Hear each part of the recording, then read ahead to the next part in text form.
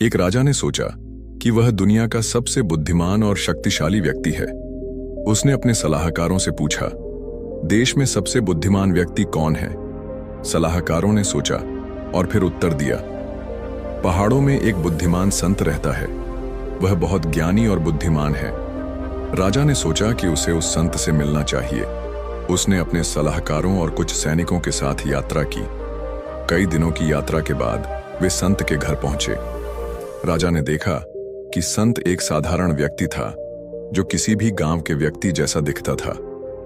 राजा ने संत से पूछा, मैं 3 प्रश्न पूछना चाहता हूं। मुझे बताएं कि सबसे महत्वपूर्ण समय क्या है, सबसे महत्वपूर्ण व्यक्ति कौन है और सबसे महत्वपूर्ण काम क्या है। संत ने राजा के प्रश्न सुने और फिर कहा, मैं आपके प्रश्नों का उत्तर दूंगा, लेकिन पहले मुझे एक काम में मदद करें।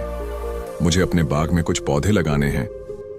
राजा ने सोचा कि यह एक अजीब अनुरोध है, लेकिन उसने संत की मदद करने का फैसला किया। वे दोनों बाग में गए और पौधे लगाने लगे।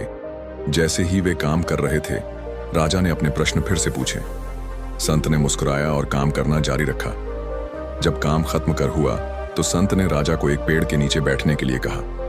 राजा बैठ गया और संत ने कहा, सबसे महत्वपूर्ण समय अब है। सबसे महत्वपूर्ण व्यक्ति वह है जिसके साथ आप हैं, और सबसे महत्वपूर्ण काम वह है जो आप दूसरों के लिए करते हैं। राजा ने संत के शब्दों पर विचार किया और उनकी गहराई को समझा। उसने महसूस किया कि वर्तमान समय ही एकमात्र समय है जो वास्तव में मौजूद है। उसने महसूस किया कि हमारे साथ रहने वाले लोग ही सबसे महत्वपूर्ण हैं, और उसने महसूस किया कि दूसरों के लिए कुछ करना ही सबसे महत्वपूर्ण काम है। राजा ने संत को धन्यवाद दिया और अपने राज्य में लौट आया।